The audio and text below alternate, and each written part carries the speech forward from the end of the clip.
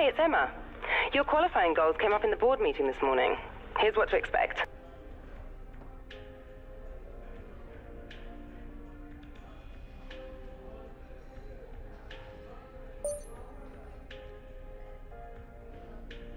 Welcome to Japan and the impressive Suzuka track for today's qualifying session, where we should be underway shortly.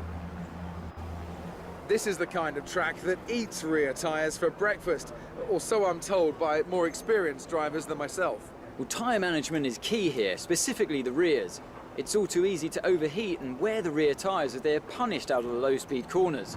Most teams won't be able to avoid some kind of issue here, especially the teams that are running less downforce.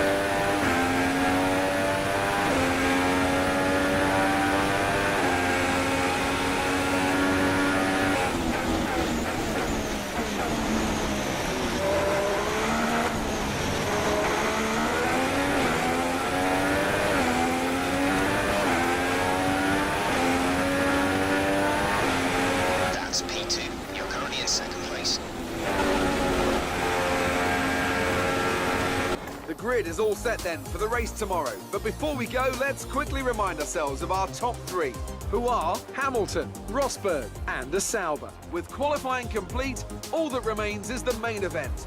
We'll be live and uninterrupted for the Grand Prix tomorrow, so make sure you join us then.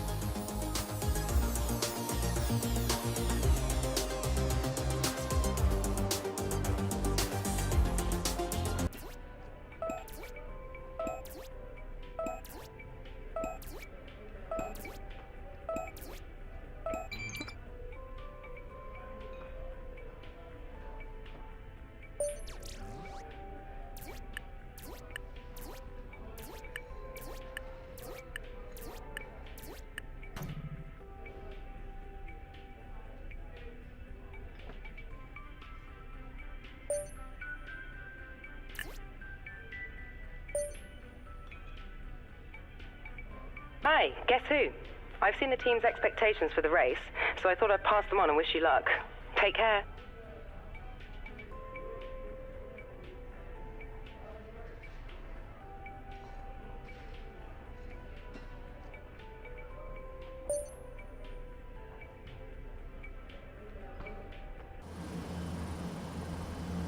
And a very warm welcome to the Japanese Grand Prix, an event that has decided a Drivers' Championship 11 times over the years and has hosted some very memorable races as well. Who can forget Kimi Raikkonen's win from 17th on the grid in 2005, or Kamui Kobayashi's incredible drive to a podium in 2012. A lap of this historic racetrack covers 3.6 miles, and it's the only time during the season that we race on a figure-of-8 racetrack. The drivers can expect some intense G-forces through the 18 corners on offer here as they experience some of the highest average apex speeds on the Formula One calendar. And keep an eye out for overtakes going into the final chicane. And all this will be happening under the watchful eye of Anthony Davidson, who joins me for today's race. And assuming the weather holds, where do you expect to see the action unfolding today, Ant? Well, most of the time, passing here is limited very much into the final chicane, or maybe down into turn 1 if you get a good run and some assistance from DRS. But if we're lucky, we might see a bit of bravery into the hairpin, a place that Kamui Kobayashi certainly made his own in the 2010 Grand Prix on his way to a very impressive 7th place. And as you say, Crofty, this is all assuming that the conditions hold out. We know how quickly the clouds can come in here at Suzuka, and if they do, all bets will be off. Okay, here we go. I know what you can do. Don't let me down. So before the off, let's remind ourselves of yesterday's qualifying session with a look at the starting grid. Lewis Hamilton lines up on pole position, with Nico Rosberg alongside. Looking down the rest of the grid, we have a Sauber, Vettel, Kimi Raikkonen, and Verstappen, Bottas, Ericsson, Massa, and Fernando Alonso, Button, Ricciardo, Nico Hülkenberg, and Perez, Kvyat, Sainz, Esteban Gutierrez, and Roman Grosjean, Magnussen, and Palmer, Pascal Wehrlein, and Rio Haryanto completes the grid. And with lights out just moments away, it's time to go down to the track.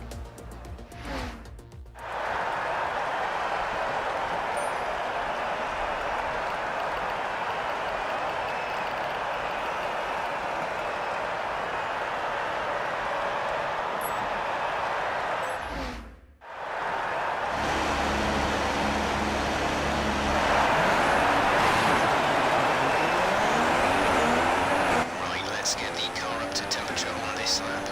We're learning the gears, so go through them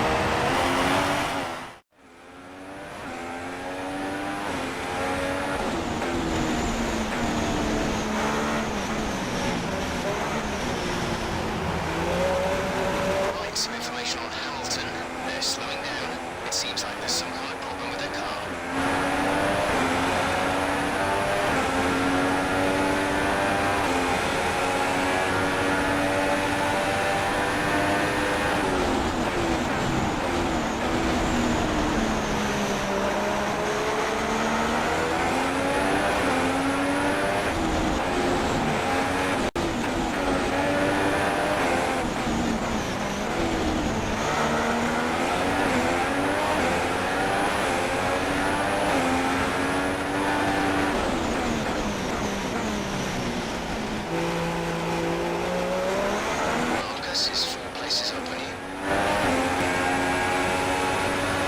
The gap to the car ahead is 0.7 seconds.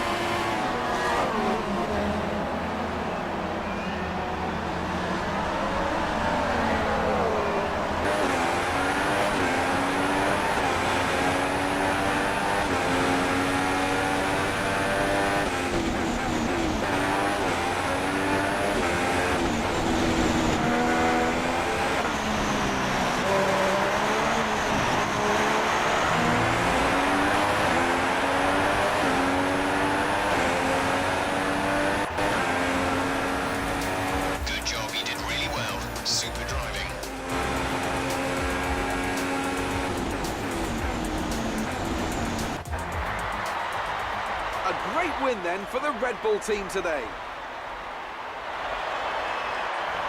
Tell me, what was the key to this success? Well, the safety car completely changed the race, didn't it? It's hard to say exactly what would have happened without it, but there's no question that they came out of that situation in a good position. And I can see now the drivers are making their way out. We need Red Bull fighting at the front. They do an incredible amount for Formula One. And that's another winner's trophy heading back to Milton Keynes.